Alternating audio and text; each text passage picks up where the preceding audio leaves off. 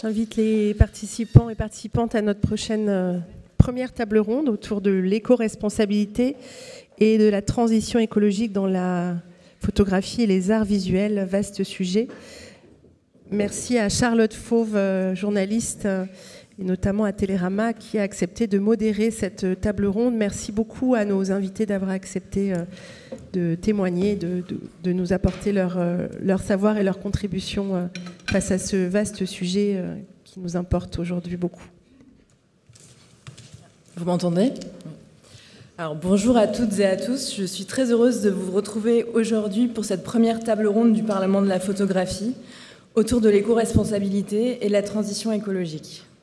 À l'heure où nous nous trouvons sans doute une fois de plus aux avant-postes d'un été caniculaire, la cause écologique n'a jamais paru en jeu aussi majeur.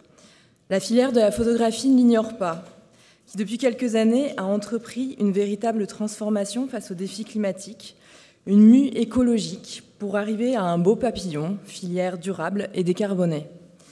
Aujourd'hui, le Parlement de la photographie réunit 4 de ses acteurs pour une thématique qu'elle a déjà longuement abordée en 2021, à l'époque en pleine pandémie. 2 ans plus tard, les défis restent nombreux, mais les avancées le sont tout autant. Diverses, puisque les bouleversements en cours obligent à la fois à une remise en question de fond, qu'à prêter une attention accrue à de minuscules détails qui peut-être il y a quelques années auraient pu apparaître triviaux, basiques, qu'il s'agisse du choix de la simèse la moins gourmande en énergie ou de s'accorder sur la température d'une salle d'exposition qu'il va falloir baisser de 2 degrés. Alors pour en parler, j'ai donc autour de moi Guillaume Desanges, aujourd'hui notre hôte et intervenant, président du Palais de Tokyo depuis 2022, qui défendait, outre le recyclage de discours, le concept de permaculture institutionnelle, c'est-à-dire s'inspirer de ce mode de production agricole durable pour l'adapter au secteur culturel, et je cite, « penser et agir en écosystème dans une logique de collaboration et de partage des ressources plutôt que de compétition ». À ses côtés, Pauline Guello, chargée de mission pour la commande artistique au ministère de la Culture, référente du groupe de travail défis environnementaux à la délégation générale de la création artistique, écologie et délégation aux arts visuels, qui a la rude tâche de nourrir la rédaction de la feuille de route destinée à mobiliser l'ensemble des acteurs culturels. À ma gauche, Aurélie Lanley, depuis 19 directrice adjointe des rencontres d'Arles.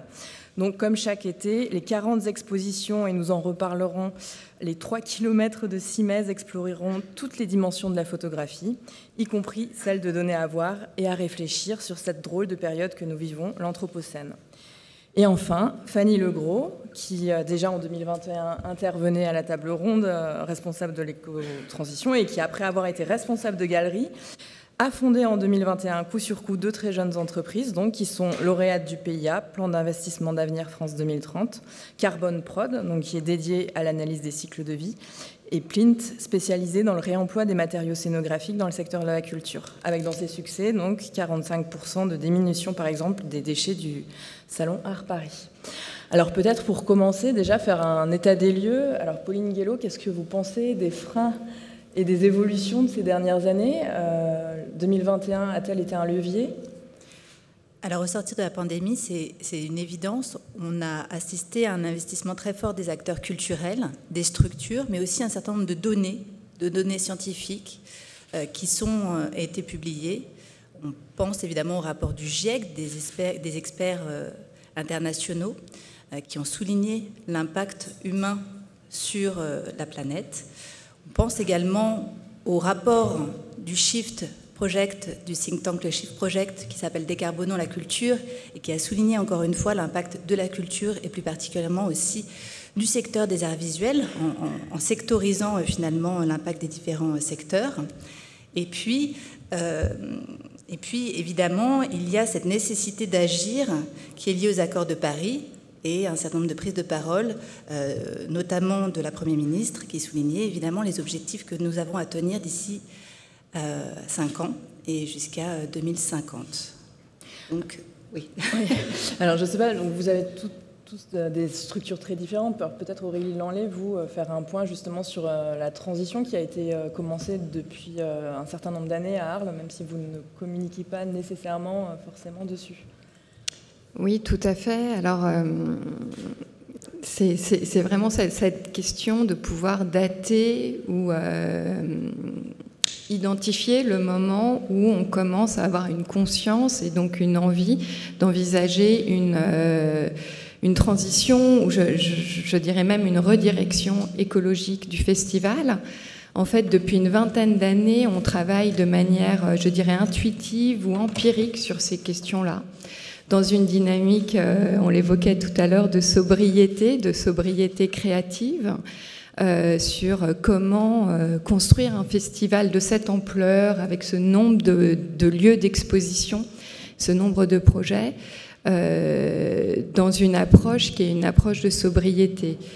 Ça a été mis en place depuis une vingtaine d'années, de manière, on va dire, collaborative, portée par des équipes, parce que il y a cette question de l'encouragement des initiatives. En fait, c'est porté par les citoyens que nous sommes. Et aux Rencontres d'Arles, on a la chance d'avoir des équipes qui sont, comme dans évidemment énormément d'espaces, mais très sensibles à ces questions-là, et qui chacun, à leur niveau, ont apporté des initiatives individuelles que je pourrais éventuellement développer si vous le souhaitez, et qui ont après été portées par le festival dans un sens plus large. Donc vous l'évoquiez en introduction, 3 km de murs d'exposition.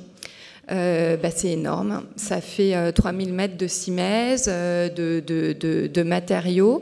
Donc ça pose la question de la mutualisation, du réemploi, du circuit court, qui pose des problématiques de stockage. Ça, c'est uniquement pour la dimension de la scénographie, sachant que ça se déploie sur la dimension du transport, de la production, jusque dans des détails très, on va dire, qui peuvent paraître anodins mais qui ne le sont pas, qui est par exemple le fait d'inventorier les matériaux avec lesquels sont transportées les œuvres, donc dans du bulk pack, vous le savez. Qu'est-ce qu'on fait du bulk pack à la fin des déballages d'œuvres? Il y a encore quelques années, c'était jeté. Maintenant, on inventorie tous les matériaux et on les réutilise à la fin. Donc ça, c'est un mini exemple, mais ça montre un peu la dynamique dans laquelle on est de sobriété créative. Donc si je comprends bien, en fait, il y a des actions individuelles, des fois sur des choses qui sont extrêmement empiriques, d'expérimentation, et qui donnent en fait au final des grandes orientations. Est-ce que par exemple au Palais de Tokyo, vous avez cette même approche, c'est-à-dire de partir de l'action individuelle, de gestes, on va dire, qui peuvent paraître très basiques, pour arriver ensuite à une structuration d'une action au sens large? Comment ça se passe? En fait, au Palais de Tokyo, on est plutôt parti un peu dans tous les sens, c'est-à-dire de prendre le problème, je dirais, de l'enserrer, à la fois d'abord à partir de ce que j'appelle le brain, enfin ce que j'ai emprunté comme expression, le brain print, c'est-à-dire comment finalement on a aussi un impact sur les consciences. Donc partir d'une idéologie, je dirais, d'une idéologie globale, d'un projet global, de penser comment finalement l'écologie est d'abord une manière de penser avant des actions. Maintenant, les actions, elles sont aussi évidemment parallèles, en même temps, mais je dirais qu'il n'y en a pas une qui prime sur l'autre. On est sur 2 pieds au Palais de Tokyo avec l'idée, j'y reviendrai tout à l'heure peut-être en détail, de la permaculture institutionnelle. On a un pied théorique et un pied pratique. Et l'un, évidemment, ne va pas sans l'autre, parce que la théorie de l'écologie appliquée à une grande institution comme le Palais de Tokyo, si elle n'a pas d'action directe, elle est extrêmement insuffisante et elle est extrêmement, je dirais presque malhonnête, je dirais. Et puis, en revanche, avoir des actions de sobriété, des actions conscientes de l'environnement sans je dirais, le traité de permaculture, ou sans une envie, des envies particulières qui vont derrière et qui sont globales, c'est assez déprimant. Et donc je dis souvent que le traité de permaculture, c'est aussi un antidépresseur, c'est-à-dire considérer la dimension écologique non plus comme une frustration, non pas comme un retour en arrière, mais au contraire comme une logique extrêmement positive et enthousiasmante. Alors je vais m'adresser justement à Fanny Legros. En termes d'antidépresseurs, vous accompagnez, je pense, des acteurs très différents, à différents stades. Comment ça se passe justement? Est-ce qu'il y a une dichotomie entre petites actions, grands mots? Comment vous impulsez un cercle vertueux dans justement des opérateurs qui ont des défis très variés? Alors oui, effectivement, chez Carbone Prod, on accompagne vraiment des institutions, des galeries, des foires. Ça peut être vraiment... C'est très divers. Et en fait, c'est là où on voit aussi la complexité du secteur. C'est que c'est pas une industrie lisse et semblable. Elle est vraiment assez disparate. Aujourd'hui, ce qu'on peut voir, c'est qu'effectivement, il y a eu un mouvement hyper important depuis le Covid. Là, on a eu comment on pourrait dire ça, vraiment une avancée assez forte. Et là, on se retrouve à un moment donné où on doit aller plus loin que les gestes individuels, plus loin avec des feuilles de route bien plus positionnées. On doit aller un petit peu plus loin aussi sur la question des indicateurs. Qu'est-ce qu'on demande au secteur de la culture aujourd'hui ? Comment il doit mener sa feuille de route ? Donc effectivement, on attend avec impatience le ministère sur ces questions. Et donc voilà, on voit des établissements qui vont plus vite que d'autres et d'autres qui vont, enfin voilà, c'est assez disparate, mais en tout cas, ce qu'on peut voir, c'est qu'il y a une vraie avancée sur ces sujets. Alors justement, peut-être parler de la question des indicateurs, parce que je crois que Pauline Guélo, vous œuvrez pour un référentiel, enfin finalement pour que tout le monde s'accorde à quelque chose en fonction de la structure. Alors comment est-ce qu'on arrive justement à donner des chiffres dans des structures qui sont extrêmement diverses, encore une fois, comme le rappelait Fanny ? Alors, en fait, au ministère de la Culture, par rapport à la structuration, il y a le projet de feuille de route de la ministre. Et puis, par ailleurs, on a un plan au niveau de la Direction générale de la création artistique et on œuvre chacun dans les différentes délégations, un certain nombre de référents, pour travailler au sein d'un groupe de travail qu'on a intitulé Défis environnementaux. Et parmi ces projets, il y a des projets de formation aussi de nos équipes, un projet de pacte d'engagement. Et pour rendre viable ce pacte d'engagement, la DGCA a choisi de soutenir les réseaux d'art contemporain, les réseaux des structures, pour justement essayer de modéliser un certain nombre de référentiels carbone, à savoir que pour le champ de l'art contemporain, on va accompagner du coup DCA pour les centres d'art, l'association qui représente les centres d'art, et Plateforme, qui est l'association qui va représenter les FRAC, pour justement construire des référentiels carbone, donc à hauteur de 5 pour les FRAC, 5 pour les centres d'art, et ainsi permettre justement aux centres d'art qui ne pourraient pas faire leur bilan carbone, parce que c'est quand même une démarche lourde, importante, de pouvoir justement se dire à structure égale, à ETP égale, par rapport au positionnement géographique, s'ils sont en périphérie d'une ville, en milieu rural, en milieu urbain, du coup de pouvoir se dire finalement le diagnostic de cette structure, je pourrais m'y référer pour moi-même pouvoir écrire mon plan d'action pour une transition. Donc voilà un peu la manière dont on essaie de faire avancer. Et pour revenir sur la question des éco-gestes, la question de l'engagement des équipes, en fait effectivement il y a à la fois des lignes conductrices comme ça qui sont en train de se dégager, qui sont des actions fortes, mais il y a toujours quand même la volonté d'impliquer les équipes et je pense qu'il faut être très attentif à ça. Et donc je dirais quasiment systématiquement un travail quand même d'écriture, de coécriture de chartes. Et de chartes qui engagent toujours des éco-gestes qui peuvent être tout simplement la volonté d'éteindre la lumière, le chauffage, pardon, pas la lumière surtout pas, 2 heures avant de quitter son bureau. Un travail sur le tri qui peut être peut-être plus compris, plus accessible, une manière de mutualiser aussi, mais pas seulement au niveau de l'équipement scénographique, mais de mutualiser en fait ces expériences de travail. Je pense que c'est des idées que Guillaume vous avez développées aussi dans votre... Tout à fait, oui. Oui, c'est vrai que la démarche écologique arrivait avant mon arrivée au Palais de Tokyo, je tiens à le signaler. Donc je salue aussi mes prédécesseurs, et toutes les équipes qui avaient déjà engagé cette démarche. Elle a été accélérée depuis mon arrivée et puis elle a aussi trouvé des lignes aussi, je dirais, avec l'idée de la permaculture, mais en tout cas l'implication par exemple des salariés est évidente au Palais de Tokyo. Nous avons monté 6 groupes de travail qui d'abord intégraient les directeurs, directrices du Palais de Tokyo, mais aujourd'hui l'ensemble des équipes sur la base de volontariat et qui font vraiment des décisions très concrètes, des chartes autour de questions comme évidemment le tri, mais également les mobilités interne, mobilité externe, la question de nos fournisseurs, toutes ces questions-là. Il y a des groupes de travail qui impliquent l'ensemble, qui sont des représentants pour l'ensemble de l'institution. Et on est en train de vraiment de mettre en place des chartes avec des trajectoires assez précises en termes de chiffres pour que l'ensemble de ces secteurs, en effet, soient de travailler avec les salariés, parce que c'est le plus important, évidemment. Ces éco-gestes ne peuvent pas venir je dirais, de manière verticale. Ça doit être vraiment pensé avec toutes les équipes, et je me réjouis que toutes les 6 semaines, nos équipes se réunissent et organisent ensemble, avec aussi, je dirais encore une fois, pas tellement dans la frustration ou le renonciation, mais au contraire, de manière très positive, en inventant tous et toutes ensemble des solutions. Alors Aurélie Delanlay, est-ce que vous avez la même pratique? Est-ce que ça paraît exactement d'éco-gestes? Alors je suis très heureuse d'entendre et de partager avec vous votre approche au Palais. On est exactement dans la même dynamique. On parle des éco-gestes, mais ces groupes de travail, donc on en a aussi un certain nombre sur des problématiques similaires qui peuvent être la mobilité, la production des expositions, la question de la climatisation ou en tous les cas de la ventilation naturelle qui se pose plus que jamais à Arles dans un espace caniculaire comme l'été dernier.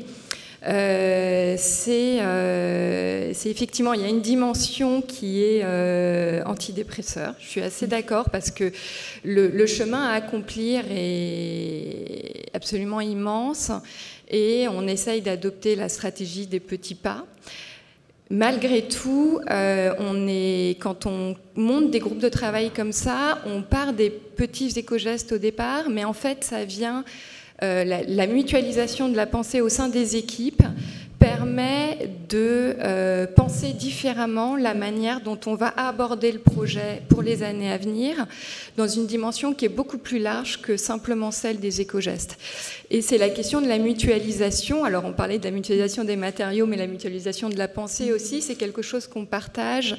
Notamment l'année dernière, on avait invité la radio Anthropocène à intervenir sur ces questions-là pendant la semaine d'ouverture des rencontres.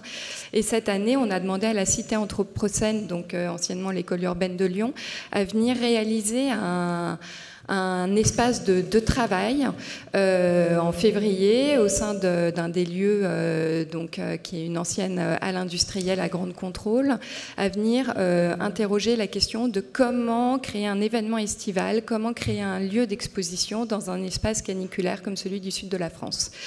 Et donc, on a travaillé pendant une semaine avec des écologues, des urbanistes, des géographes, des historiens sur cette question et sur cette question plus spécifiquement du territoire. Et ça donne à la fois des grandes lignes et puis des réalités très concrètes. Donc cette année, par exemple, la Grande Contrôle, qui est un des lieux les plus chauds d'Arles, on ne va plus monter aucune simesse d'exposition à l'intérieur du lieu pour pouvoir permettre des ventilations naturelles. Et donc, on va fonctionner avec des montants métalliques qui laissent passer l'air. Et ça, c'est quelque chose qui met autour de la table autant les artistes que les scénographes, que les équipes de production. Et c'est cette pensée collective qui permet de s'interroger sur comment, demain, avancer sur cette question de l'exposition de manière beaucoup plus large que la question très concrète de l'éco-geste, même si celui-ci est fondamental et que c'est finalement de celui-ci qu'est né des initiatives plus partagées. Donc c'est vraiment sur la question d'encourager les initiatives personnelles et de penser ensemble des projets au sein de l'équipe en interne, mais plus largement avec tous ceux qui peuvent nous accompagner sur ces sujets-là. Alors je vais rebondir sur la question de la saisonnalité parce qu'elle est importante effectivement lorsque le festival Les Rencontres d'Arles a commencé, donc c'est-à-dire il y a une vingtaine d'années. 50, pardon. Donc oui, c'est vrai, vous êtes à la 54e édition, donc ça veut dire que les canicules n'étaient pas un frein.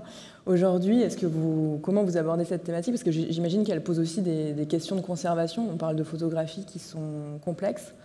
Est-ce que vous avez un groupe de réflexion aussi? Est-ce que vous avez peut-être pensé à décaler la saisonnalité? Alors, je vais aussi m'adresser à Fanny Legros. Comment est-ce qu'on accompagne une structure qui se retrouve avec une problématique en fait très concrète de saisonnalité finalement? Alors, laquelle veut répondre?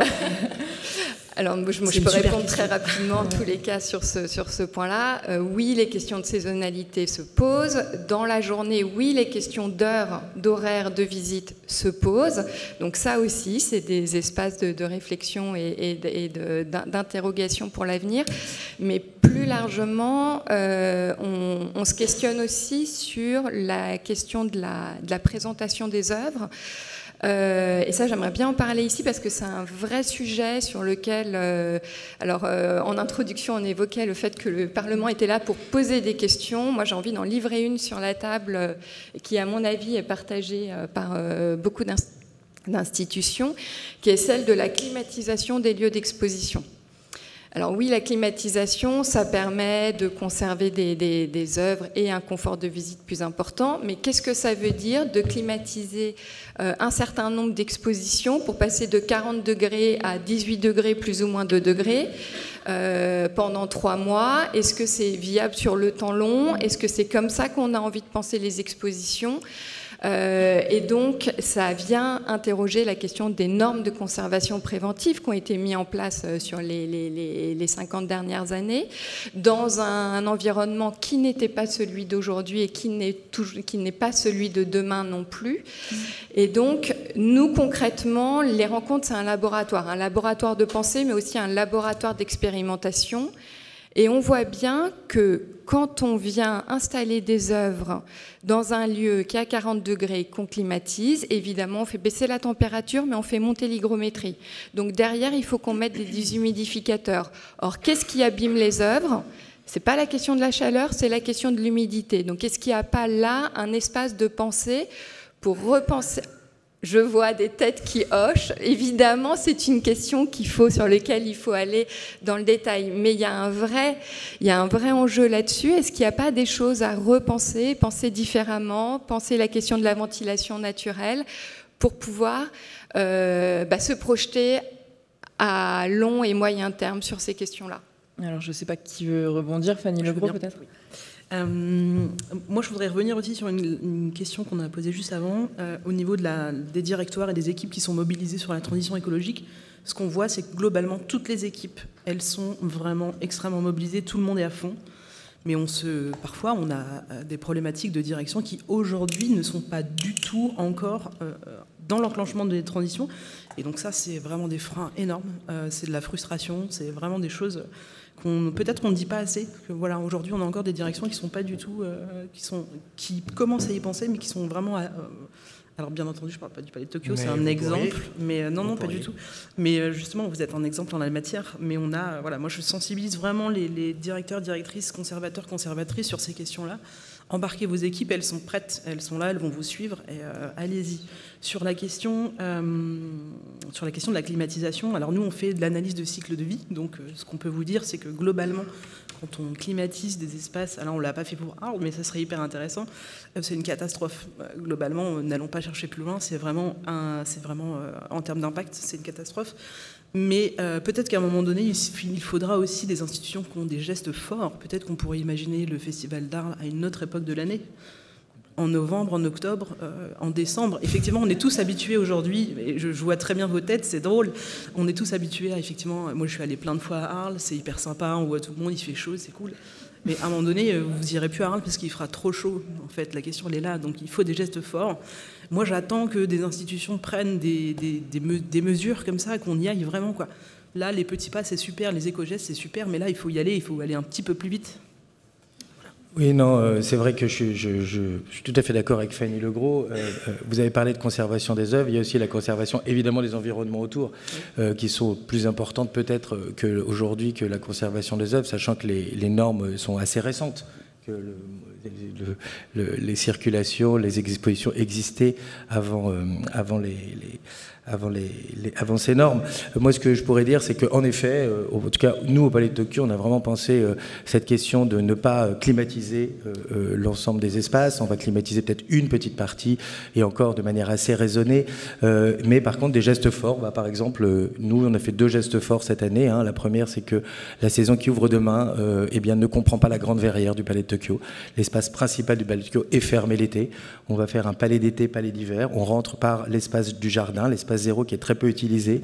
Je dois dire aussi que l'artiste à qui nous avions dit finalement qu'elle n'allait pas avoir la grande verrière, mais l'espace du bas était aussi un peu décontenancé au début et aujourd'hui ne voudrait pas changer d'espace. Elle est très heureuse de cet espace qui a aussi ses qualités, juste changer de manière de voir.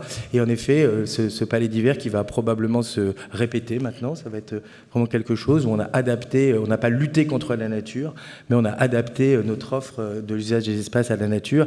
Et puis, on parlait de gestes forts, autre symbole, les horaires du palais de Tokyo, historique, le midi-minuit, a été aussi quelque chose qui a été difficile pour moi en arrivant, évidemment. J'ai été très heureux de cet imaginaire du midi-minuit qui était devenu probablement avec le temps parfois une aberration écologique et même sociale, il faut le dire aussi, avec des agents qui restaient jusqu'à minuit pour extrêmement peu de visiteurs et qui rentraient chez eux à 3h du matin avec aussi des problèmes de mobilité. Oui, je pense que c'est déjà... Et aujourd'hui, personne... Ça a été un grand débat au Palais de Tokyo. On s'est dit, mais quel va être l'impact? On a préparé la communication et en fait, c'est passé très, très bien.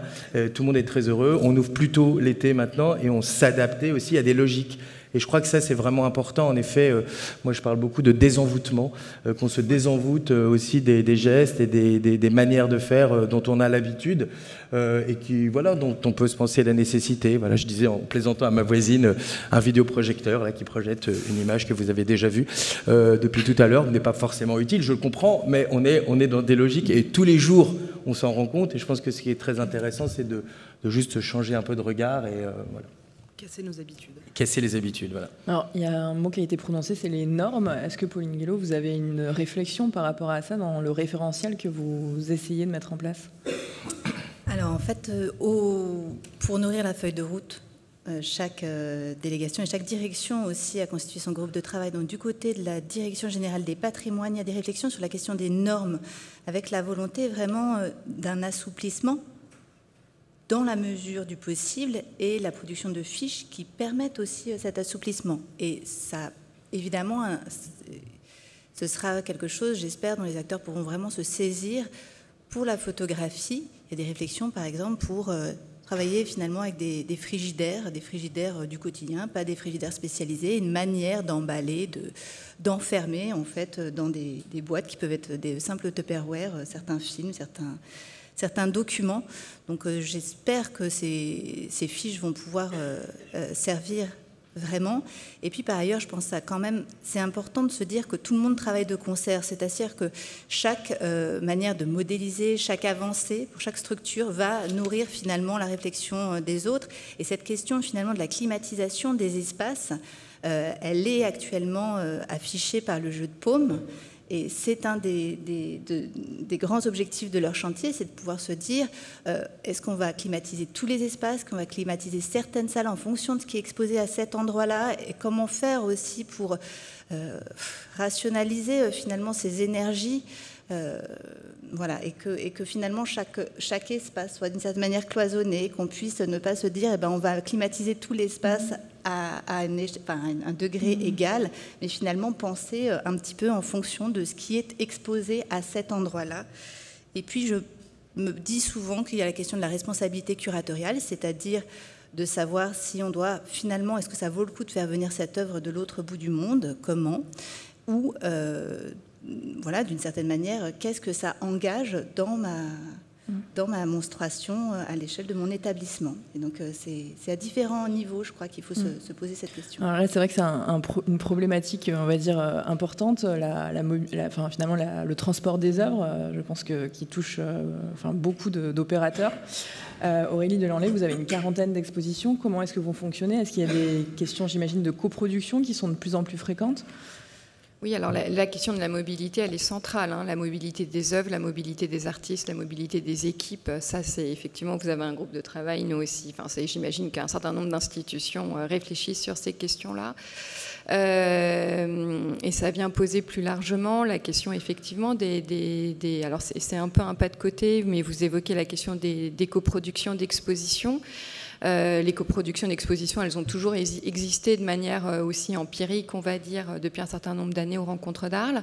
Mais là, on a mis une orientation particulière sur ce sujet-là depuis quelques années et pour les années à venir, avec cette approche qui est de partager la production pour justement dans une démarche d'éco-responsabilité et pour permettre qu'un projet puisse être mieux diffusé à la fois au niveau national. Donc on travaille beaucoup avec l'Institut pour la photographie de Lille dont nous avons participé à la création il y a quelques années maintenant, avec des projets qui sont présentés à Arles sur une certaine saisonnalité et puis après à Lille et aussi et donc après on a un certain nombre de projets qui partent à l'international justement dans cette dynamique de partage de production. Mais après, c'est toujours une question de balance, c'est-à-dire je produis une œuvre une fois, mais je la fais voyager, dans quelles conditions, ou est-ce que je la produis plusieurs fois et je ne la fais pas voyager puisqu'elle est produite sur place. Et ça, c'est des éléments sur lesquels je pense qu'il y a un certain nombre d'indicateurs qui pourront être mis en place pour essayer d'évaluer les impacts. Nous, en tous les cas, aujourd'hui, on a pris l'approche de la coproduction comme orientation. Après, sur les transports, il y a les transports d'œuvres. La responsabilité curatoriale, elle est centrale. Vous avez complètement raison de la poser. Et puis après, il y a les discussions avec les institutions. Par exemple, quand on fait voyager des œuvres des États-Unis, on n'en fait pas énormément voyager. On prend un convoyeur d'une institution qui se met en lien avec toutes les autres institutions dont on fait venir des œuvres pour qu'il y ait un seul convoiement porté par un convoyeur. Et cette année, par exemple, on a une institution qui a refusé, qui voulait son propre convoyeur, et du coup, on n'emprunte pas l'œuvre. On estime que c'est excessif. Donc voilà. Donc ça veut dire que finalement, il peut y avoir des questions on va dire très pratiques qui amènent à des repositionnements même d'angles d'exposition, si je comprends. Complètement. C'est la question de la responsabilité curatoriale. À un moment, c'est une histoire de balance. Donc on choisit quand on pense la programmation, on la pense aussi en lien avec les lieux. On a une vingtaine de lieux d'exposition, on en a 2 qui sont climatisés. Bon, nous, ça nous paraît déjà trop, mais en tous les cas, on va penser les projets et la programmation de cette manière-là. Et donc oui, on s'interroge sur notre responsabilité par rapport à ça, au service évidemment du projet et des œuvres. Et du coup, je me permets de rebondir, on ne questionne pas le fait de maintenir la conservation des œuvres. On interroge juste les normes et leur impact sur la conservation des œuvres. Est-ce que quelques degrés de moins en normes ou de plus, on va dire, en chaleur, vont avoir un impact sur le long terme ou pas? En tous les cas, c'est des sujets qui doivent être portés au niveau national, effectivement, par le ministère, mais qui doivent être partagés très largement, parce que la question, elle ne concerne pas que les institutions françaises. Donc, généralement, les contraintes, elles viennent aussi beaucoup de l'étranger. Alors, au niveau du Palais de Tokyo aussi, est-ce que par exemple les thématiques sont repensées en fonction de critères qui finalement sont liés à des mobilités, des transports d'œuvres, de visiteurs, de circulation? Non, pas vraiment, je crois. Je ne suis pas sûr qu'on ait, enfin au Palais de Tokyo en tout cas, besoin de repenser les thématiques. Encore une fois, ce n'est pas une question de se limiter. C'est une question de penser par avance des modes de regard sur comment on traite un sujet plutôt que le sujet. On a organisé une très intéressante... beaucoup de partenaires sont venus discuter avec nous l'année dernière, au mois de septembre, sur la question écologique, justement, autour du projet Palais Durable du Palais de Tokyo. Et une curatrice racontait, du musée d'art moderne, racontait comment, à cause du Covid, sur une exposition vraiment thématique, elle n'avait pas pu organiser des transports et elle avait travaillé beaucoup en circuit court avec ce qui existait dans les collections. Et en fait, elle était très heureuse du résultat. Et si c'était à refaire sans confinement, elle l'aurait fait. Donc c'est vraiment des logiques comme ça. Et dans cette même discussion, notre directrice de la production, qui est très en avance aussi sur des questions évidemment d'éco-conception et de recyclage et de limitation dans les modes de production, disait mais c'est dommage qu'on arrive toujours après en fait, et que c'est vrai que moi j'ai envie au Palais de Tokyo qu'on pense la question écologique, mais même dans ce qu'on programme, mais pas tellement dans les sujets ou en fonction des lieux, dans ce qu'on programme. Penser par exemple en circuit court, déjà penser à regarder des environnements locaux. Tout ça, c'est ce qui j'appelle, enfin, ce que j'utilise le brainprint, c'est-à-dire quel impact sur les consciences on a. À la limite, parfois même qui peut être en contradiction avec la question carbone elle-même. Mais par exemple, moi je peux vous donner beaucoup d'exemples. Voilà, quand on pense notre relation aux artistes sur la durabilité, par exemple, inviter des artistes plusieurs fois, éviter le caractère jetable des formes et des idées, éviter le caractère d'obsolescence programmée de la création, penser notre politique internationale avec ses contradictions, penser que peut-être l'international, plutôt que d'aller sans nécessité aller chercher les mêmes artistes à l'autre bout du monde de manière un petit peu, on va dire, aléatoire ou mimétique, se dire, tiens, si on prenait 5 destinations prioritaires, qu'on va travailler sur le long terme, sur un projet qui, par ailleurs, au Palais de Tokyo, s'appelle Ici et ailleurs. C'est-à-dire comment on travaille l'ailleurs de manière aussi située ici. On peut travailler sur Haïti, par exemple, en y allant un peu, peut-être, mais aussi en travaillant qu'est-ce qui existe déjà ici sur ces scènes. Et ça, c'est, encore une fois, passionnant, parce qu'on se rend compte qu'il y a beaucoup d'images manquantes, beaucoup de points aveugles qui sont autour de nous, qu'on ne regarde pas assez. Donc, c'est toute cette logique, je dirais, encore une fois, d'un regard local, qui ne veut pas dire fermé, qui ne veut pas dire qu'on va se concentrer sur des thématiques ou des artistes locaux, mais en tout cas de penser des environnements et des nécessités. Et ça, je pense qu'on commence à le faire. Et après, en effet, maintenant, quand je dis qu'on doit tous se désenvoûter, les institutions, nos partenaires, le public aussi, qui a des attentes particulières, il faut aussi l'amener à changer aussi les attentes particulières, et puis les artistes aussi. Et ça, c'est des discussions qui sont intéressantes, on y va doucement aussi, mais vraiment intégrer tout de suite les artistes dans leurs décisions artistiques, parce qu'on a une expertise maintenant sur un petit peu les enjeux écologiques des décisions formelles ou de matériaux. Et ça, c'est des dialogues qu'on fait en lien directement avec la production, sans attendre le après, c'est-à-dire le projet est fait, et puis on doit... ce que disait Lisa Sentier, notre directrice de production, qu'elle avait l'impression de devoir réparer tout le temps, alors que maintenant, quand on discute plus en amont, évidemment, c'est beaucoup plus organique. Et Fanny Legros, justement, est-ce qu'il y a par exemple des chiffres qui ont impulsé des changements de regard finalement au niveau des institutions? Est-ce que vous avez des exemples? Alors la question des chiffres, elle n'est pas encore vraiment là. Globalement, on fait pas mal de calculs. On va un peu plus loin que le carbone. Nous, on travaille vraiment 15 impacts. Donc ça s'appelle l'éco-conception. On va aller voir la biodiversité, on va aller voir la transformation des sols, l'écotoxicité. Le carbone, c'est un premier indicateur qui est très bien, mais il faut aller plus loin. Et la question des chiffres aujourd'hui, elle est complexe parce que on va dire que le secteur n'est pas du tout organisé pour une récolte de données fiable. Donc ça, c'est un grand problème. On milite pour, on travaille pour, mais globalement, aujourd'hui, on n'a pas assez de chiffres, on n'a pas assez de données, globalement. C'est ce qui nous manque. Nous, on travaille beaucoup la question du scénario, et ce qu'on a pu imaginer là, dernièrement, c'était assez intéressant, c'était le scénario d'une exposition avec, par exemple, seulement 10% de prix internationaux. Donc, alors, je n'ai pas envie de rentrer dans cette question de quota ou de limitation, mais en tout cas de se dire, à un moment donné, effectivement, dans les principes curatoriels, de dire... entre guillemets, de toute manière, on va arriver, le mot, je l'aime pas trop, quota, mais on va arriver, même individuellement, à mon avis, à des quotas carbone. Ça va arriver assez vite. La Commission européenne est en train de travailler sur ces sujets. Donc, effectivement, est-ce que c'est quelque chose qu'on peut s'emparer sans fermer les portes, en disant, voilà, nous, on aimerait, dans cette feuille de route d'exposition, que, encore une fois, avec l'éco-conception, donc c'est des choses à penser en amont. Alors, le secteur de la culture, c'est drôle parce qu'on a beaucoup de mal à imaginer la fin de vie d'une exposition. Parce qu'on a envie de la vivre, parce qu'elle est là, mais ça, c'est un souci majeur qu'on a, par exemple, avec Plint, donc notre plateforme de réemploi. Quand on travaille au plus tôt, c'est-à-dire que quand on arrive dans un musée, on vient avant même que le vernissage soit fait pour évaluer les biens de scénographie qui sont encore disponibles et qu'on peut mutualiser. Mais pour la plupart des gens encore aujourd'hui, même encore des équipes, c'est très compliqué de penser la fin de vie avant d'avoir mis en place l'événement. Et donc, c'est vraiment, encore une fois, des changements de pratique, des changements d'usage. C'est des choses qu'il faut essayer. Essayez des choses, soyez pilote sur des projets. Mais j'ai un peu perdu le fil de ma pensée. Mais voilà, la question de la donnée, en tout cas, ce qu'on voit, c'est que aujourd'hui, elle est faible. On a besoin de plus de données, on a besoin de travailler plus le scénario, de faire des tests, d'être dans des programmes pilotes.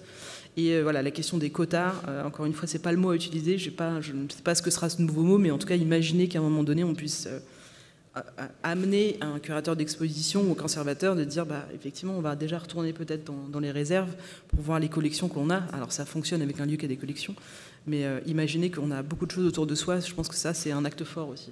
Mais alors, Oui, j'ajoute, et c'est pourquoi, sans vouloir passer pour le ravi de la crèche, très heureux de la situation.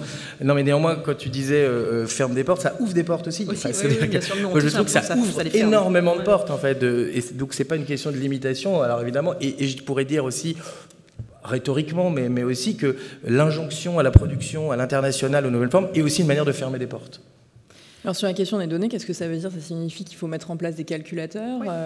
Et qu'est-ce que c'est qu'un calculateur au niveau d'une institution, finalement? Alors on est justement en train d'y réfléchir, puisqu'on a un nouvel appel à projet qui va sortir, qui est sorti et qui se termine dans les mois. Ça, je laisserai le ministère en faire la promotion.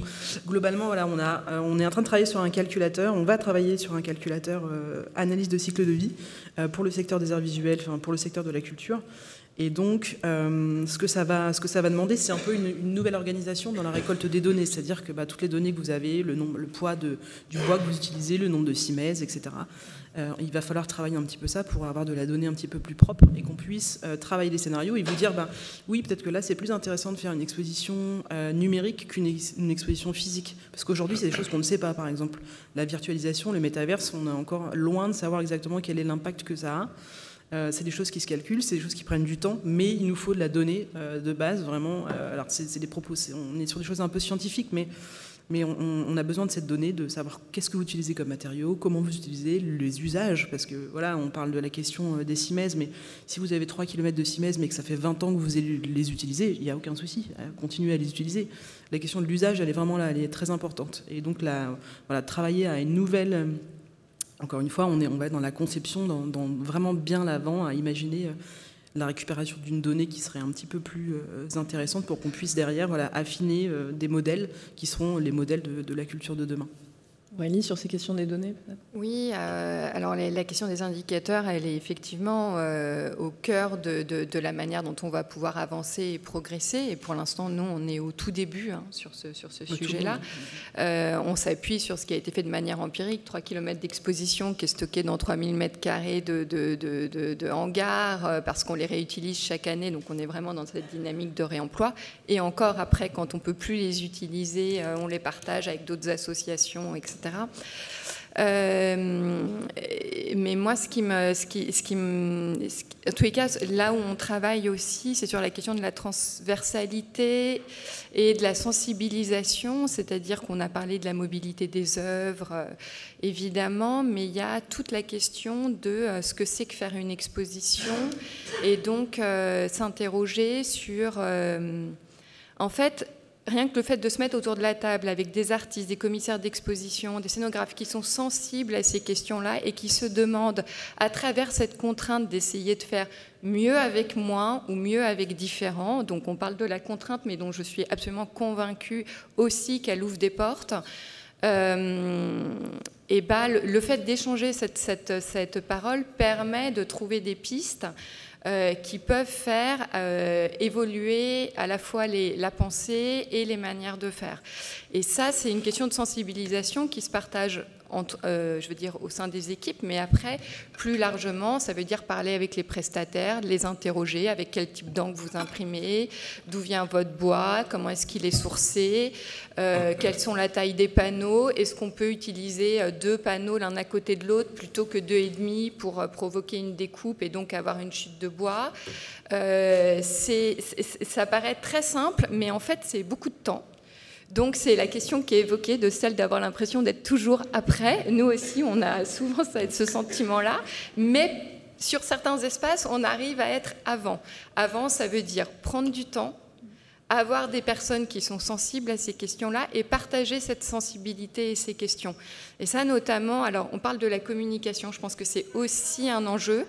Nous, jusqu'à présent, on ne communiquait jamais sur ces sujets-là, parce qu'on se sentait un peu inconfortable pour des raisons diverses et variées, alors qu'on a un ensemble d'actions, un panel d'actions extrêmement large aux rencontres. Et donc l'année dernière, on avait travaillé sur une exposition que certains d'entre vous ont peut-être vue, qui s'appelait Forêt géométrique, qui était une exposition portée par des artistes chiliens sur la question de l'industrie du papier au Chili. Et donc toute l'exposition, y compris jusqu'à la publication du livre, a été pensée à partir de matériaux biosourcés, à partir de papier issu de forêts durables, jusqu'à la question de l'itinérance d'exposition, sur quel support on imprime pour qu'il soit le plus léger possible, pour qu'il ait le moins d'empreinte carbone s'il était amené à tourner.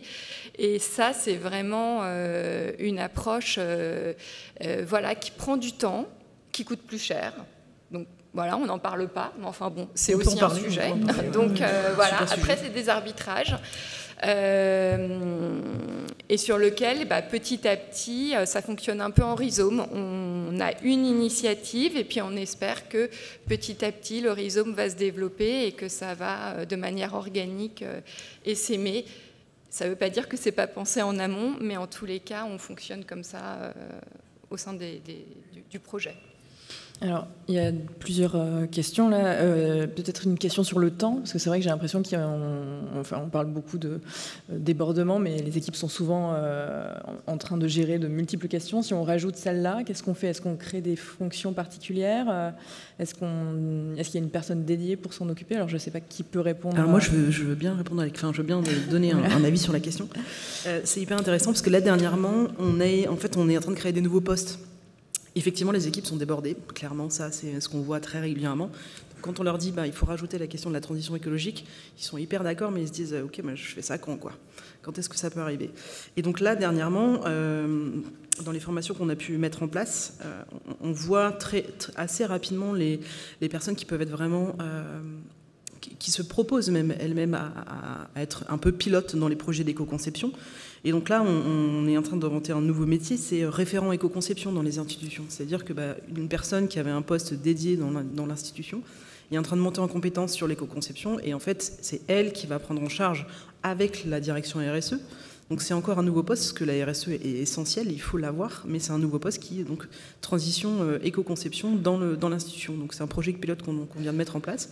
On va voir comment ça... Alors elle va commencer à mi-temps, parce qu'elle ne peut pas partir de son poste à 100%, donc c'est des choses qui sont en train de se tester. Mais voilà, on est en train de faire monter il y a des nouveaux métiers qui vont arriver, ça c'est sûr et certain. Parce que les équipes aujourd'hui, elles ne peuvent pas tenir le choc de traiter en même temps, de faire leur travail pour lequel elles ont été employées et de développer toute une énergie sur la transition. C'est des vraies problématiques parce qu'effectivement, ça demande beaucoup de temps.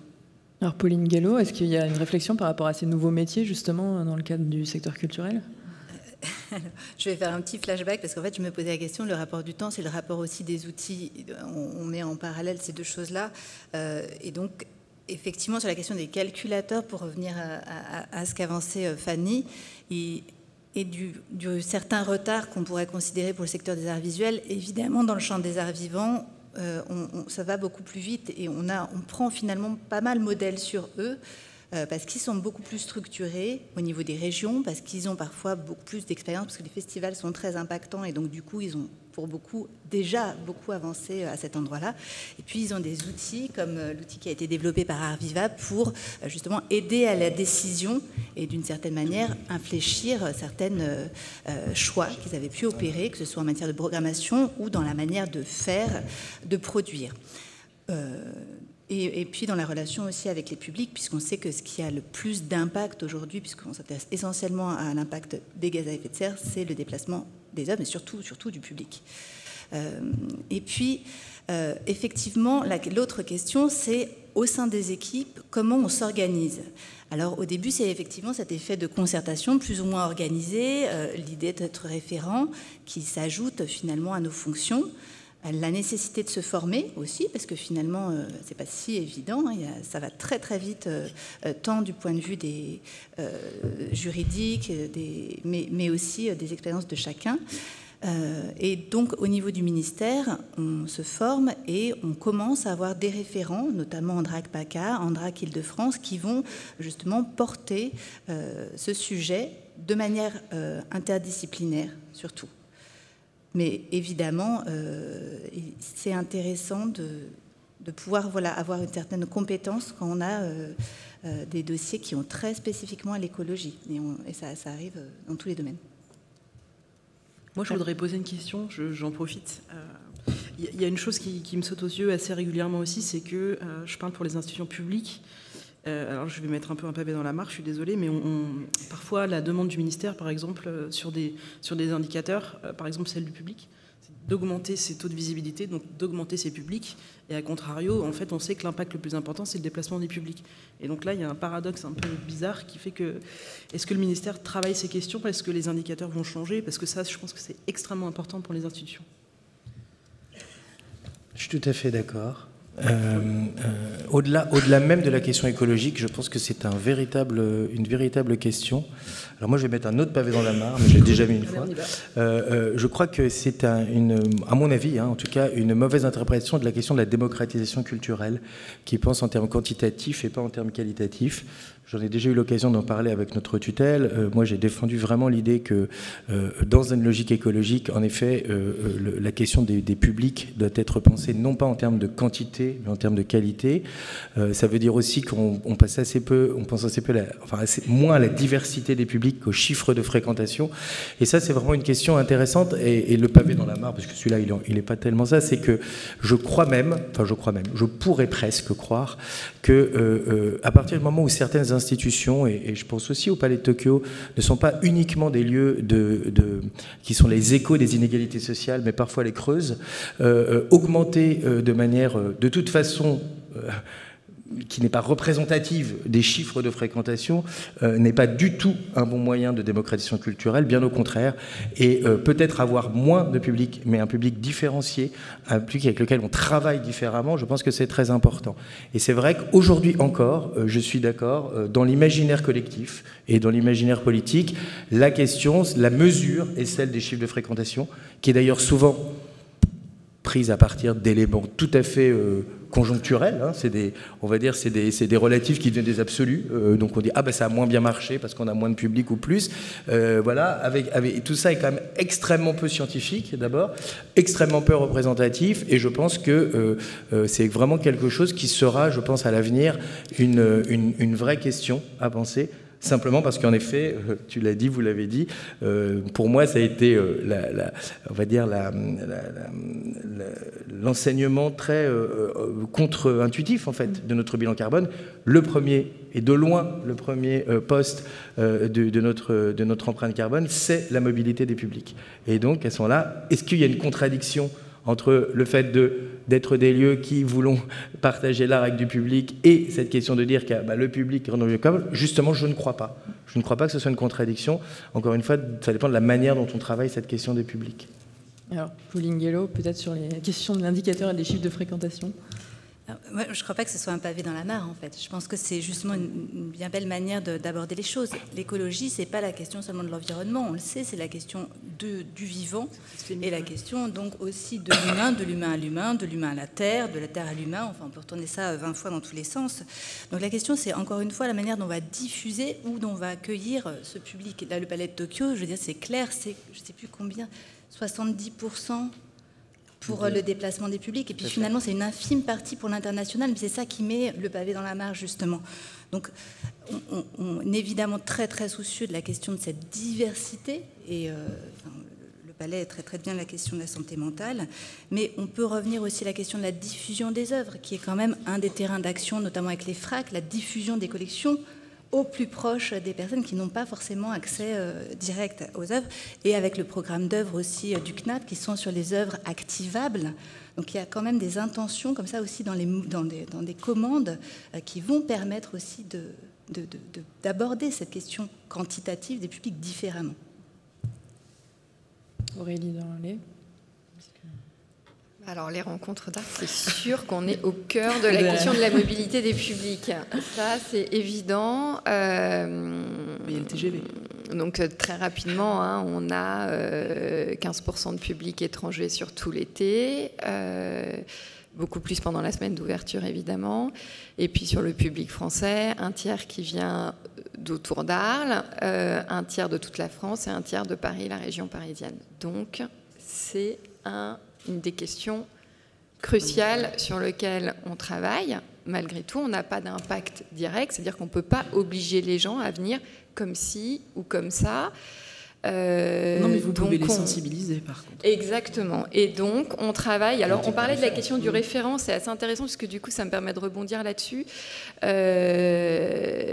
de l'implication des équipes. Donc, nous, on a un groupe de travail de personnes, elles sont 5, qui n'ont rien à voir, a priori, au sein des rencontres avec la question des mobilités des publics, mais qui se sont mobilisées dans leur engagement citoyen, j'ai envie de dire, autour de cette question-là, et qui ont fait... donc c'est vraiment quelque chose qui émerge du terrain et qui remonte. On n'est pas dans une verticalité, et qui ont fait un certain nombre de propositions, notamment sur des questions de sensibilisation. Donc là, on va changer radicalement toute notre manière de communiquer sur la manière de venir à Arles, en proposant les mobilités douces, en changeant donc sur le site internet, évidemment, en mettant le train en premier, en proposant, en faisant ça paraît anecdotique, mais des rappels de trajet, de durée de trajet, y compris pour venir de l'étranger.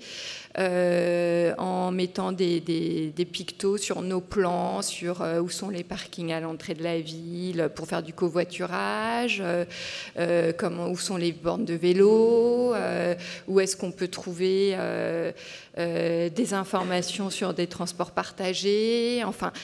Disons qu'à tous les endroits où on peut un tout petit peu sensibiliser, on le fait. Ce n'est qu'une première étape. On va participer, on a été sélectionné pour participer à une étude qui va se passer sur 3 ans sur la mobilité des publics, sur ça qui s'appelle Festival en mouvement, sur 50 festivals en France, pas que art visuel. Et donc chaque année, on va faire une étude des publics très spécifique sur la question de la mobilité pour essayer de voir où est-ce qu'on peut déplacer des choses. Mais la question cette espèce d'enjeu paradoxal de oui, on fait un festival pour montrer la photographie, regarder le monde différemment, et en même temps, donc le projet, c'est quand même que les expositions soient vues, et la question de la mobilité, on est en plein dedans. Donc, alors, j'ai l'impression qu'il y a la question aussi de se mettre en réseau finalement, de parler du collectif pour avoir un partage d'expérience maximum sur à la fois des gestes et des orientations qui se font par la technique des petits pas. Alors justement, est-ce que vous pourriez expliquer chacun comment vous faites pour partager vos expériences et essayer finalement d'arriver à une maximisation de bonnes idées en fait, parce que c'est ça aussi. Je ne sais pas qui veut se lancer.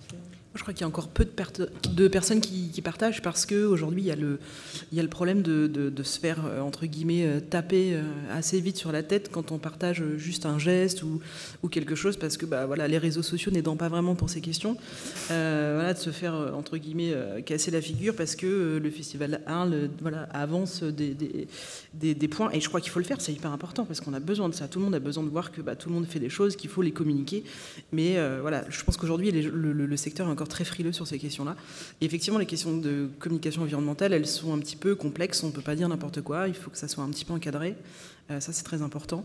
Mais globalement, si vous faites des choses et que vous pouvez démontrer que vous les avez faites, montrez-les. Tout le monde a besoin d'exemples, vraiment. Donc, juste, ça voudrait dire qu'il y aurait un tabou à montrer ces bonnes pratiques sous peine d'être taxé de greenwashing, en quelque sorte. Absolument. Oui, moi je trouve... Pardon. Je pense que c'est difficile pour les institutions de pouvoir communiquer en fait, sur leur engagement. Encore aujourd'hui, c'est peut-être un peu ce tabou-là. Il y a un certain frein, mais c'est en train de changer. On le voit positivement. Et sur la question de la mutualisation, c'est aussi lié à la question du manque de données. J'espère qu'avec les référentiels carbone qui seront établis pour l'ensemble des labels du ministère de la Culture, du coup, il y aura une levée de données si importante que du coup, on pourra avoir un panorama en fait de ces diagnostics qui puissent permettre aussi d'avoir une vision nationale en fait des choix que vont effectuer chacun des établissements pour ce changement. Non, moi je disais que votre humilité vous honore, mais moi je trouve que ce n'est pas des petits gestes que vous faites, parce que c'est pas mesurable peut-être, mais pensez que systématiquement, quand on ouvre le site internet des rencontres d'Arles, on nous soit proposé le train. Moi, je pense que c'est vraiment des gestes en fait importants. Enfin, et je pense que, alors moi je suis mal placé pour parler d'humilité, puisque j'ai publié ce petit traité de permaculture avec une tribune dans le monde avant d'avoir fait quoi que ce soit, ce qu'on avait mesuré comme risque évidemment. évidemment. Mais on l'a fait volontairement, justement, pour l'idée de partager, l'idée aussi que ça puisse être une base de dialogue, d'être aussi contredit aussi sur les choses. Mais j'ai l'impression qu'aujourd'hui, alors moi je suis encore un peu plus optimiste, je pense que justement, cette humilité, enfin, la question écologique nous oblige tous et toutes à une humilité partagée, que ce soit les entreprises, que ce soit le monde social, le monde culturel, etc. Je pense que personne n'a vraiment de grandes leçons à donner et que du coup, en tout cas nous, on travaille en écosystème au Palais de Tokyo, ce qui était une volonté, on parle beaucoup avec des institutions, c'est le cas aujourd'hui, on a organisé une journée, on parle beaucoup avec nos voisins aussi ici sur la colline des Arts, on a des projets et qui sont après très concrets pour le coup, qui ne passent pas forcément par la communication des services communication ou de la direction, mais qui passent par les équipes. Nos équipes au Palais de Tokyo, elles sont en tout cas dans notre écosystème proche, hein, elles sont vraiment en relation. On a même dernièrement fabriqué des cimaises pour le jeu de paume. Voilà, on est vraiment dans une démarche aussi de mutualisation, de mise en lien, bon, vous le savez, avec justement les initiatives comme Plint, etc. Donc je pense que c'est en train de se mettre en place. Et je ne suis pas sûr que ce soit parce que c'est un tabou. Encore une fois, je pense que c'est plus une question d'habitude. On avait l'habitude, dans un monde, il n'y a pas si longtemps, où on pensait les ressources illimitées, de pouvoir multiplier les couches de programmation des sites sans avoir forcément besoin en amont de partager avec nos partenaires et nos collègues. Et qu'aujourd'hui, j'ai l'impression que ça se fait quand même un peu plus naturellement. Moi, sur ce sujet-là, je suis assez d'accord que sur la question de la sensibilisation et du partage d'expériences avec, on va dire, l'extérieur, le grand public, on en est vraiment au tout début, en tous les cas. Pour nous, c'est ce sentiment. Donc, même si c'est pas forcément légitime et même s'il faut changer les habitudes, c'est un constat que je partage. Par contre, le partage d'expériences avec d'autres institutions, ça, c'est quelque chose qui existe, et non seulement qui existe, mais qui est un moteur. C'est-à-dire que, donc, par exemple, on a adhéré à un organisme qui s'appelle le COFIS, qui est une association des festivals éco-responsables du sud de la France, qui ne sont pas forcément des festivals art visuel, mais le fait de se retrouver sur des thématiques, de recevoir ou participer à des formations, de pouvoir prendre un sujet particulier qui nous intéresse et nous questionner ensemble, partager des expérimentations réussies ou non, c'est extrêmement, ça nous nourrit et ça nous permet d'identifier des freins communs et d'essayer de trouver des orientations ensemble. Ça fonctionne bien. Ça se voit pas à l'extérieur, mais c'est très porteur pour les structures. Alors j'ai une question aussi sur, finalement, en fait, j'ai l'impression qu'il y a une problématique d'évaluation de là où on en est. Donc, c'est peut-être Fanny qui pouvait répondre à cette question. Comment on sait si on est au début du chemin ou est-ce qu'en fait, finalement, ce qu'on fait, c'est super et qu'on j'ai envie de dire, faites-vous accompagner parce que effectivement, c'est pas des sujets parfois que vous avez... que vous pouvez traiter. Il vous manque peut-être de l'expertise sur certains projets, donc faites-vous accompagner. D'ailleurs, n'oubliez pas, et je vous le dis parce que vous n'êtes pas forcément au courant, il y a des financements qui sont mis en place par la BPI, par l'ADEME, pour vous faire accompagner sur ce type de questionnement, enfin vraiment sur la transition écologique. Donc n'hésitez pas à les saisir, parce qu'ils sont là pour ça, ils sont là pour vous.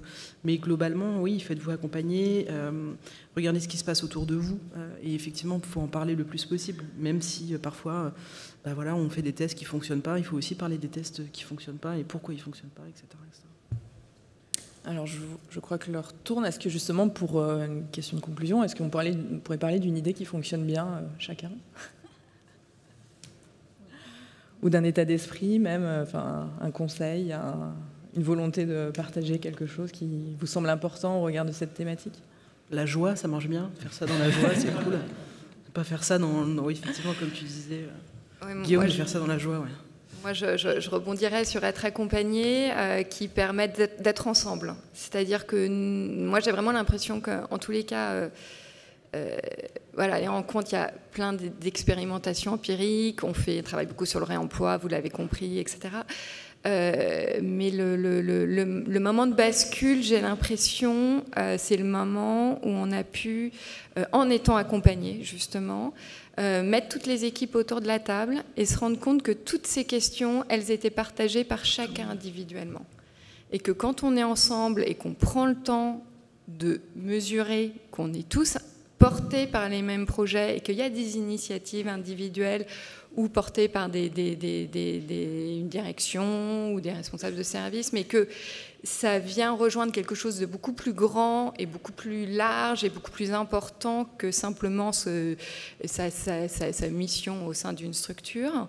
Ça permet d'être ensemble et d'être, au lieu d'être face à l'ampleur qui paraît parfois impossible à dépasser, de pouvoir justement aller de l'avant et être dans une certaine joie, c'est assez beau, voilà, pourquoi pas. En tous les cas, perspectives qui permettent d'avoir l'impression qu'on peut avancer ensemble. Moi, c'est un des moments qui ont été un des moments de bascule, je pense, pour l'ensemble des équipes. Et d'ailleurs, on n'a pas publié un traité de permaculture qui nous a beaucoup inspirés par ailleurs. Mais à l'issue de cet accompagnement, on a produit un texte qui a été produit par les équipes autour de la question de l'engagement, de la responsabilité du festival par rapport à un ensemble de valeurs, dont la question de l'éco-responsabilité. Guillaume, Pauline. Justement, par rapport à ce que j'ai dit, non, il n'y a pas un point précis, puisque je parle d'approche globale. Ce que je pourrais dire, ce qui fonctionne bien, enfin moi je trouve... ici, c'est la permaculture qui nous l'apprend un petit peu, c'est-à-dire être extrêmement critique, autocritique, et par contre sans se culpabiliser. Je pense que ça c'est important, pas de culpabilisation, parce que c'est ça qui nous empêche en fait de travailler. Et puis aussi peut-être transformer les obligations en récit aussi. Ça c'est pas mal. C'est une autre manière de parler de la joie, mais oui, c'est-à-dire en faire un récit. Je pense qu'en tout cas nous ça nous aide beaucoup ici au Palais. Alors Pauline, je sais que vous représentez une multitude de fait finalement d'acteurs aussi, mais est-ce que vous avez une vision par rapport à ces... Moi je pense qu'il faut oser, essayer de se dire en quittant cette salle, demain est-ce qu'on osera se poser la question directement de ce qu'on peut changer dans notre travail, dans notre création, dans nos secteurs, nos différents secteurs, dans nos structures. Et puis oser poser des questions en fait de manière très directe à vos fournisseurs ou à vos équipes en se disant comment c'est fait et comment on peut changer justement cette manière de faire, parce qu'on est quand même contrit de mauvaises habitudes. Donc, et puis se faire plaisir, effectivement. Alors merci aux intervenants pour la pertinence de leurs interventions. Nous avons le temps pour un quart d'heure de questions. Alors est-ce qu'il y en a ? Alors, je vois une main se lever tout au fond. Alors je ne sais pas s'il y a des micros qui ont été prévus.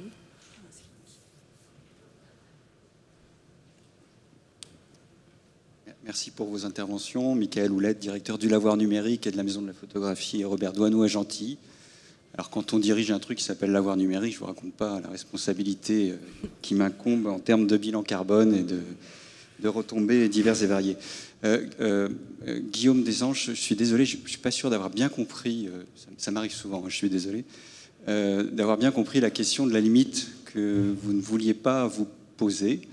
Parce qu'il me semble que c'est un peu au centre du débat. On parlait de responsabilité curatoriale tout à l'heure. Il me semble que la limite, elle est au centre du débat, parce qu'il y a toujours des limites, financières, techniques, humaines, tout ce qu'on veut. Et c'est peut-être aussi à nous de fixer des limites en termes de projet, en termes de création artistique, surtout lorsqu'il s'agit de produire des œuvres. Pourquoi faire des œuvres grandes? Pourquoi faire des œuvres qui viennent de loin? Et je profite d'avoir le micro pour vous parler d'une expérience, si vous ne la connaissez pas, qui est actuellement menée à la Maison des Arts de Malakoff, qui s'appelle Couper les fluides, qui est absolument passionnante là-dessus, puisque depuis 6 mois, le Centre d'art, la Maison des Arts de Malakoff, a décidé de couper tous ces fluides, électricité, éclairage, Internet, etc. Et elle est suivie par un collectif qui s'appelle les Augures, qui va fournir un certain nombre d'indicateurs sur cette expérience qui est extrêmement riche. Je vous invite vraiment à aller là-bas et rencontrer l'équipe. Alors c'est pas un lieu dédié à la photographie, mais de rencontrer les équipes qui mènent cette expérience depuis 6 mois. Ça se termine en juillet et ça pose tout un tas de questions sur le fonctionnement, sur les relations humaines, sur la relation au public qui n'a jamais été aussi nombreux visiblement pour visiter le centre d'art de Malakoff. Et là, il y a une expérience à une échelle poussée, comme je n'en ai personnellement jamais entendu parler jusqu'à maintenant. Et il y aura des indicateurs, donc à l'issue de cette expérience, qui vont être livrés, je pense, à l'automne. Merci. Merci, oui, pour répondre à votre question. En effet, je me suis mal fait comprendre. Non, je voulais dire qu'en effet, on revenait d'un monde où il y avait l'idée qu'il n'y avait pas de limites. Et moi, je crois qu'en effet, il y a des limites et que ces limites, encore une fois, ne sont pas contraignantes, elles sont passionnantes. Des limites aussi au sens où, alors si je développe juste une minute, c'est vrai qu'il y a un imaginaire dans l'art contemporain et au Palais de Tokyo en particulier de tous les possibles. C'était vraiment même presque un slogan du Palais de Tokyo, le lieu de tous les possibles. Et c'est vrai, quand je parlais tout à l'heure de désenvoûtement, arriver aussi à dire non, c'est peut-être pas souhaitable que ce soit le de tous les possibles, que en effet les ressources étant limitées, oui, on peut aussi limiter nos imaginaires, pas nos imaginaires d'ailleurs, limiter nos manières de faire à certains endroits, mais ça ouvre à d'autres endroits encore une fois. Donc je pense qu'en effet l'imaginaire n'a peut-être pas de limite. Maintenant les ressources sont limitées et je pense qu'en effet moi je pense tout à fait qu'il faut mettre ces questions des limites, c'est passionnant. Et puis par ailleurs, le projet que vous citez à Malakoff est un projet extrêmement inspirant, vous avez raison d'en parler, avec cette petite conclusion des personnes. D'ailleurs ça a été aussi un projet qui s'est fait avec les équipes du Centre d'art de Malakoff, avec cette idée que la conclusion est quand même qu'il n'y a pas de volonté ni d'envie de revenir en arrière. Ça c'est très intéressant. Une autre question? Madame, oui, allez-y.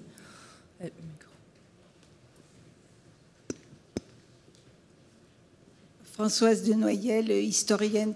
Pour prolonger la remarque qui a été faite, effectivement, l'œuvre n'a pas été beaucoup évoquée dans toute cette table ronde et elle me semble quand même très importante.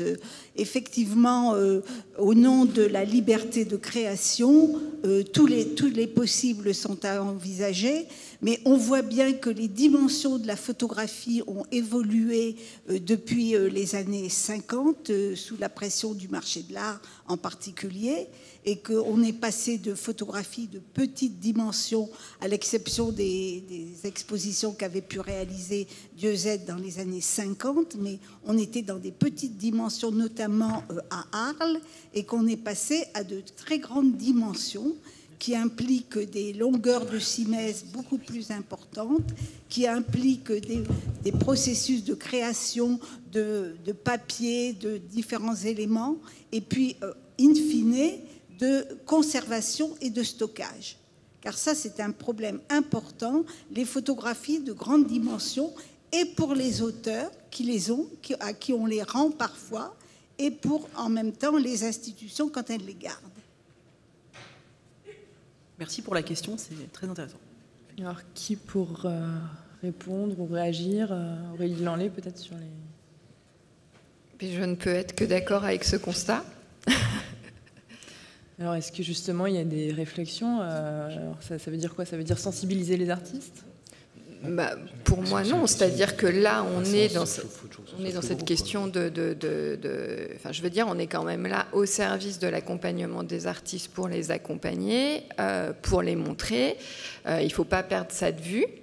Après, quand on est dans des projets, alors du coup, comme on a parlé de choses un peu concrètes, je vais m'inscrire dans le même registre. Si on est sur des projets plus historiques, on va avoir des petites photographies. Alors oui, beaucoup de murs, mais parce qu'on a des projets qui sont d'ampleur et qui nécessitent de rentrer en profondeur dans les sujets. Et puis si on est sur des projets qu'on va produire, ça va être sur les méthodes de production qu'on va dialoguer avec les artistes, ça va être sur le sourcing des matériaux, enfin le choix du support, le choix des encres, le choix du papier, le choix d'un contre-collage, d'un encadrement, mais on est quand même au service de l'œuvre et des artistes. En fait, sur la question de la création, ça va être un peu l'objet de la table ronde suivante, en tout cas de la suite de cette matinée. Donc, et effectivement, nous, on est tous très sensibles à la question de la liberté de création et aux artistes en tant que transmetteurs et lanceurs d'alerte, dans la mesure où certains artistes sont très impliqués sur ces sujets-là. Donc, il y a à la fois la question de la production et la question, évidemment, de la création et du sens des œuvres. Effectivement, il y a une table ronde qui suit sur l'écosophie et la photographie. Mais je crois qu'on peut quand même peut-être...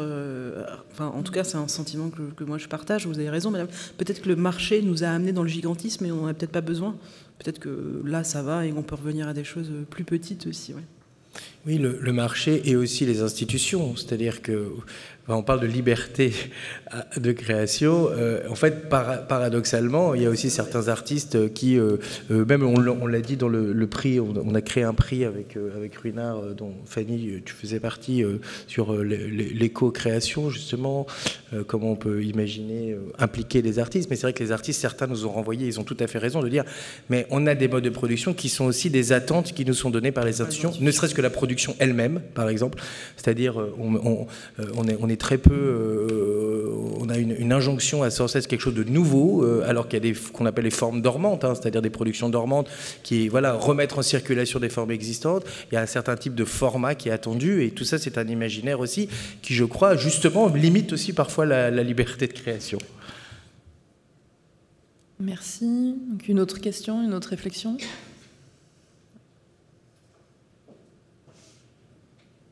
Oui, bonjour, Hubert Barret, donc je suis président d'un festival photographique qui s'appelle Chambre 07 en Ardèche. Je voulais une question par rapport à la transition écologique et ça serait plus particulièrement les lieux d'exposition. Comment conseillez-vous et comment voyez-vous les futurs lieux d'exposition qui seraient peut-être autres qu'une médiathèque, etc. Voilà.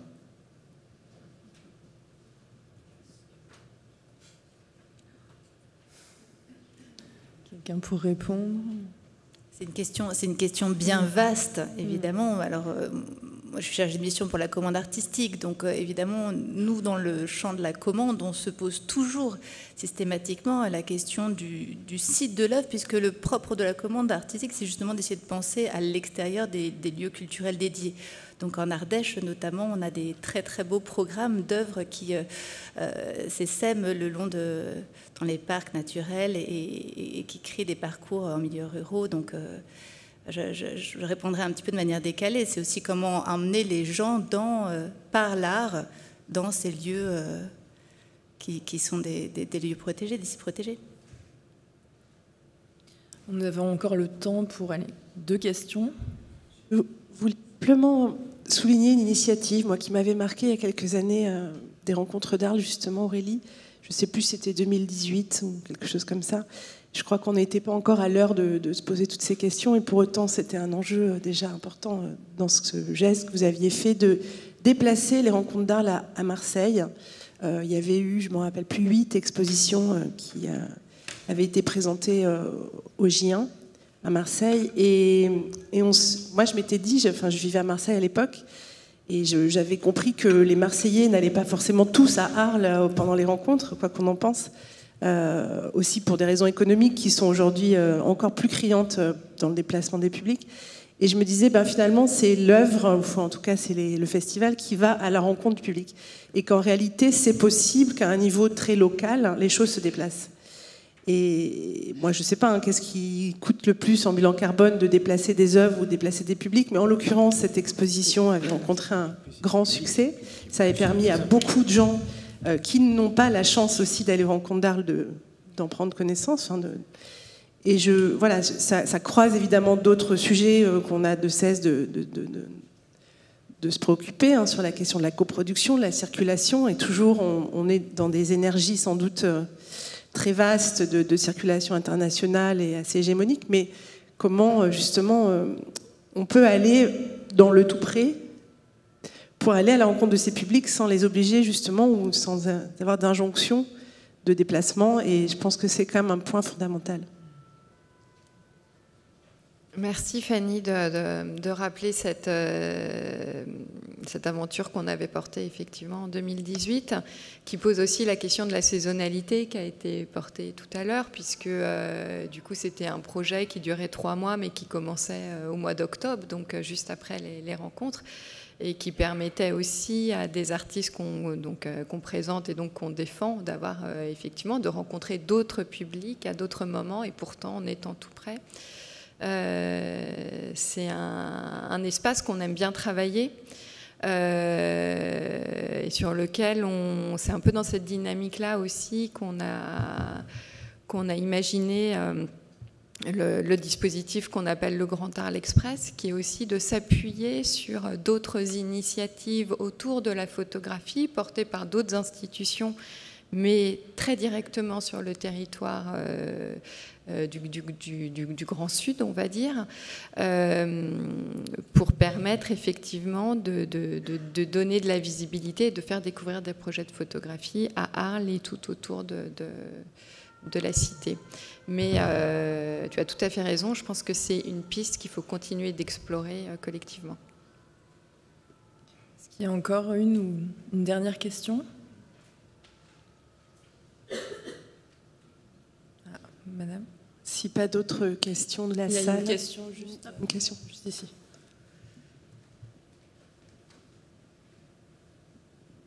Bonjour, Maryse Bataillard, je m'occupe du mécénat chez BMW et j'avais du coup une question sur la transition écologique. Dans le monde industriel, on sait qu'on ne peut pas tout faire tout seul et qu'on a vraiment besoin justement de travailler en réseau. Donc en fait, j'avais une double interrogation. C'est comment en fait vous pouvez vous aussi tous en fait peut-être vous faire aider par les territoires, notamment quand on parle en fait de questions de mobilité, et comment les territoires peuvent aider effectivement à avoir une mobilité douce pour le déplacement des publics. On sait par exemple que voilà, on a un sujet de mobilité électrique à Arles où en fait l'infrastructure ne répond pas forcément aux besoins. Et la deuxième question, c'est, j'entendais, je trouve ça très intéressant en fait votre intervention, Fanny, sur l'éco-conception.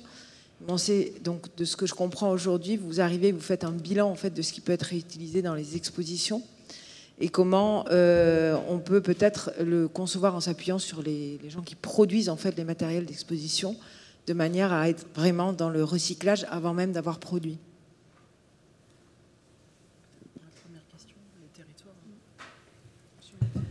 Alors sur les territoires, évidemment, on ne peut pas imaginer de transition sans les collectivités, sans la région, sans les départements, sans les villes, et sans les différents partenaires de manière générale. Donc c'est évidemment un travail en concertation.